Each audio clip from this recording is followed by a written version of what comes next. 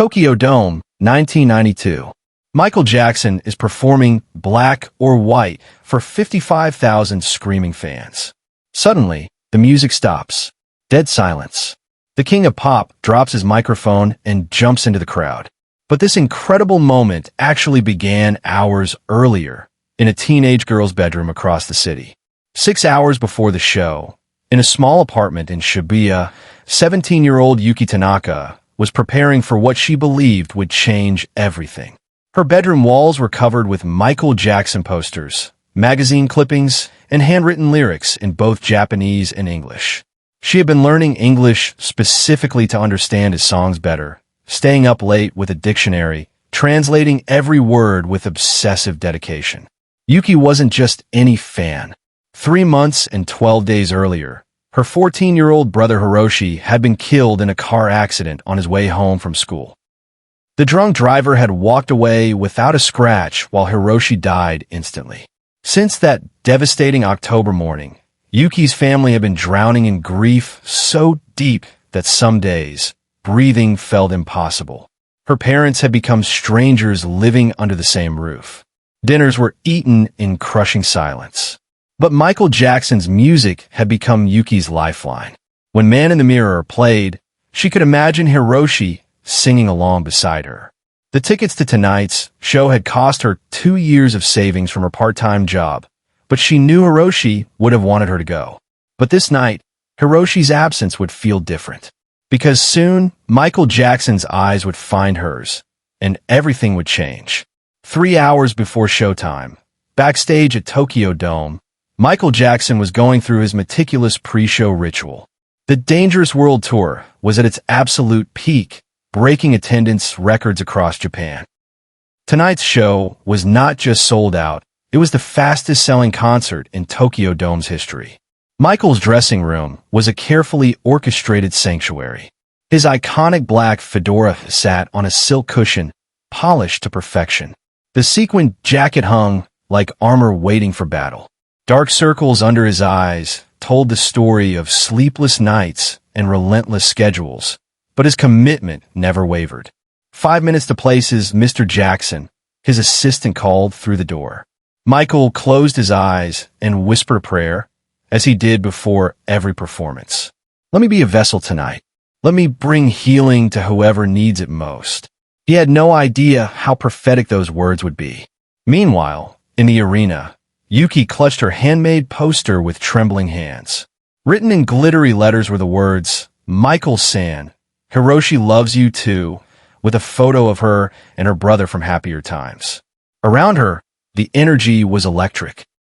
Fans from across Asia had traveled to Tokyo for this moment, and the anticipation was almost tangible. As the lights began to dim, Yuki felt her heart hammering against her ribs. The opening video montage started playing, showing Michael's greatest moments, and the crowd's roar became deafening. But for Yuki, everything felt surreal, as if she was watching from outside her own body. Then, in a blaze of pyrotechnics and blinding spotlights, Michael Jackson appeared on stage. The arena erupted into pandemonium that could be felt in the surrounding neighborhoods. He wore his iconic black fedora and military-inspired jacket, moving with the precision of someone who had spent 30 years perfecting his craft. The opening notes of Jam sent shockwaves through the crowd. Michael's voice, rich and powerful, filled every corner of the massive dome. His dancing was otherworldly, each movement calculated, yet seemingly effortless. The audience was hypnotized, phones and disposable cameras flashing like lightning. But tonight Michael was different. His eyes kept scanning the crowd with unusual intensity, as if searching for something specific. And he was searching. Between songs, his gaze lingered on individual faces, sensing emotions beneath the excitement. During The Way You Make Me Feel, he noticed a young woman in the third row wiping away tears. During Billie Jean, his eyes found an elderly man mouthing every word with pure joy. During Smooth Criminal, he paused mid-dance move, his attention caught by something in the front rows. Michael had always connected with his audience, but tonight felt urgent, different. Something was calling to him from that crowd. Then came the moment that would shatter every expectation. The opening synthesizer notes of Black or White filled the arena, and the crowd reached a fever pitch. This was one of Michael's newest hits, and the choreography was spectacular. As he began to sing, his voice soared over the thunderous crowd response. I took my baby on a Saturday bang. Boy, is that girl with you. Michael performed his legendary anti-gravity lean, defying physics as he always did. The audience was completely mesmerized, living in this perfect moment where music and magic intersected. Yuki found herself singing along, feeling something close to happiness for the first time in months. But then, in the middle of his signature spin, Michael Jackson stopped. Not just the singing, everything. The music cut off. The world seemed to freeze. Time stood still. 55,000 people held their breath. The arena fell into an eerie, suffocating silence that felt almost apocalyptic. Down in the front row, Yuki had collapsed. The emotional weight of the music, combined with the crushing heat, her unprocessed grief, and the overwhelming experience of seeing her idol, had finally overwhelmed her completely. She crumpled like a broken doll, her handmade poster fluttering to the ground beside her. Security guards were rushing toward her, but Michael had already seen everything. His performer's instincts, honed over decades, had caught the movement in his peripheral vision.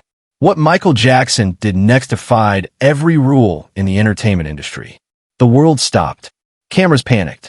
But Michael heard none of it. All he saw was a young girl lying on the ground who needed help. In front of 55,000 people and millions watching on television worldwide, he walked to the edge of the stage.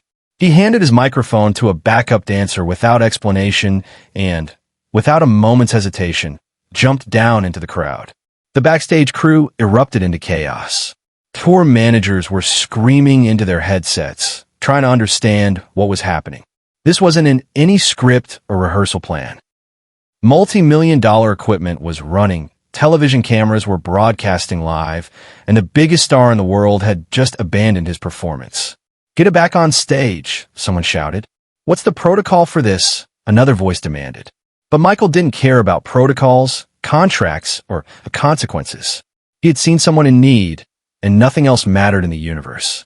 As Michael made his way through the crowd, people parted like the sea before Moses. Every step was purposeful, determined. He knelt beside Yuki as paramedics arrived, but instead of stepping back to let the professionals work, he stayed. He took off his black fedora, the same hat that had become his global trademark, worn in countless music videos and performances, and gently placed it beside her. When Yuki's eyes fluttered open and focused on Michael Jackson's face just inches from hers, she was certain she was hallucinating. This couldn't be real. Michael Jackson couldn't possibly be kneeling beside her, his famous face filled with genuine concern. Through her tears and confusion, she managed to whisper in broken English, "Michael-san, my brother. He loved you so much." That's when Michael Jackson's legendary composure completely cracked. Multiple witnesses later described seeing tears form in the king of pop's eyes as he gently took Yuki's trembling hand in both of his gloved ones. "Where is your brother now?" Michael asked softly, his voice barely audible above the murmur of 55,000 concerned voices. He died," Yuki whispered, fresh tears streaming down her cheeks. "Quel accident." 3 months ago. Michael's face transformed with understanding and compassion. The superstar facade melted away, revealing something purely human underneath. "He's watching over you right now," he said with absolute conviction. "And you know what? So am I. We're going to get through this together." What followed was unlike anything in concert history. Michael helped Yuki to her feet, supporting her weight as she found her balance. Still holding her hand, he began walking her toward the stage. The entire arena watched in stunned, reverent silence as the world's biggest superstar completely abandoned his choreography, his set list, and his professional obligations for a single grieving fan. But here's the incredible part that nobody could have predicted, the moment that would change everything. Michael Jackson climbed back onto the stage, bringing Yuki with him, and picked up his microphone. The arena held its collective breath, waiting to see what would happen next. 55,000 people sat in absolute silence, witnessing something that had never happened before in entertainment history. Tonight, he announced to the mesmerized crowd, his voice carrying to every corner of the massive dome, "We're not just here to perform. We're here to heal. And healing begins when we stop pretending we're alone in our pain." He gestured to Yuki, who stood beside him trembling, overwhelmed by the magnitude of the moment. This young woman just lost her brother. But she's not alone. None of us are alone. We're all connected by something bigger than ourselves. Michael began Heal the World acoustically, without the full band, without the elaborate production. Just his voice, raw and vulnerable, filling the massive space with pure emotion. The song took on new meaning in this context, becoming less of a performance and more of a prayer, a healing ceremony happening in real time. One by one, all 55,000 people began singing along. The sound was unlike anything anyone had ever experienced, a chorus so powerful it could be heard in the streets surrounding Tokyo Dome. Vendors outside stopped selling, taxi drivers pulled over, and people came out of nearby buildings to listen to what sounded like the voice of heaven itself. Yuki stood next to Michael throughout the entire song, his black fedora now resting on her head like a crown. As the song reached its climax, something miraculous happened. She found herself singing too, her voice joining the massive chorus, feeling joy and connection for the first time since Hiroshi's death. And in that moment, 55,000 people became one voice. If you want this story to reach more people who need to hear it, subscribe and share. Because this is a moment the world should never forget. When the song ended, the silence that followed was sacred. 55,000 people sat in reverent quiet, many wiping away tears, all fundamentally changed by what they had witnessed. This wasn't entertainment anymore. This was transformation. Michael wasn't finished. He turned to Yuki and spoke into the microphone so everyone could hear. "Your brother's spirit is in this room right now. Can you feel him?" Yuki nodded, tears streaming down her face. But for the first time in months, they weren't tears of despair. They were tears of healing. "Hiroshi," Michael called out to the arena, "this song is for you, brother." He began Man in the Mirror, with just his voice and a simple piano accompaniment. But this version was different, slower, more contemplative. As he sang about making a change, the entire arena understood they were witnessing something sacred, a moment where music transcended entertainment and became medicine for broken souls. After the show, which Michael completed with renewed energy and obvious emotional investment, he spent another hour with Yuki and her parents backstage. He gave her his personal phone number and promised to stay in touch. More importantly, he gave her family something they desperately needed: hope that they could heal while still honoring Hiroshi's memory. "Music isn't just entertainment," he told Yuki's parents in careful English while a translator helped. "It's a bridge between worlds. Your son is still with us through the love he left behind." The black fedora became Yuki's most treasured possession, but represented something far bigger than celebrity memorabilia. It became a symbol of Michael's core philosophy that no individual should ever be invisible in the crowd, that everyone deserves to be seen, valued, and loved, especially in their darkest moments. 6 months later, Yuki's family had begun the slow journey toward healing. Her parents started talking again, sharing memories of Hiroshi instead of hiding from them. They established a scholarship in his name and began attending grief counseling together. Yuki herself started a support group for teenagers dealing with loss, using Michael's music as a form of therapy. But this night changed Michael Jackson too. From that tour forward, he instituted what his team called connection moments in every single show, times when he would deliberately slow down the performance to acknowledge individual fans, especially those who seemed to be struggling with something deeper than excitement. The Tokyo Dome incident became legendary among Michael Jackson fans worldwide, but it represents something much deeper about the man behind the myth. In an industry where celebrities are often isolated from their audiences by barriers both physical and emotional, Michael Jackson proved that genuine human connection could transcend fame, language, cultural differences, and even grief itself. The black fedora still sits in a place of honor in Yuki's home in Tokyo, now passed down to her own daughter as a family heirloom. But the real legacy isn't in the hat itself. It's in the reminder that sometimes the most powerful thing a person can do is simply stop everything they're doing and truly see another human being who needs help.